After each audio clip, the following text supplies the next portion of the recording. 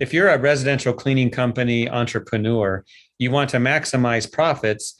And while much effort is spent on lead generation and conversion rates, is that the entire story? Probably not. Tom Stewart is with us today to talk to us about this. He's the CEO of Maid Central, and his presentation at ISSA Show is called Turning Sales into Profit for RCs, residential cleaning companies. The real money is made after the sale. It's on Wednesday, November 17th at 1 p.m. Pacific time. And it's an all access pass session. I believe this is brought to you by ARCSI as well. Tom, tell us about your presentation.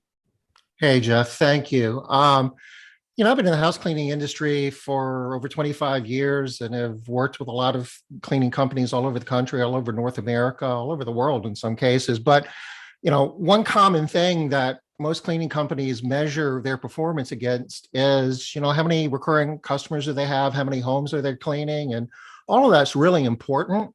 But, I've seen a lot of companies clean a lot of homes, but not have a lot to show for it.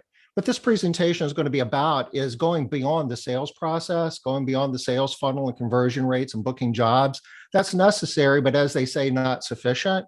After you actually sell the job, you need to be watching things like what your costs are, what are you getting the right bill rate? Are you managing your workforce in an array where you're maximizing this thing called gross profit? We're going to explain what all that is in this presentation and how that translates into real profit and money in your pocket. The overarching point is we want to show you how to maximize the amount of profit you can make off of every cleaning professional over every day. And there are a number of techniques that we'll be sharing with you in this presentation that'll get you there from here. So the bottom line is it's not really about how many homes you're cleaning. It's about how much money you have left over, through that process. And that's what we're going to be talking about in sharing techniques on how to do that in this presentation.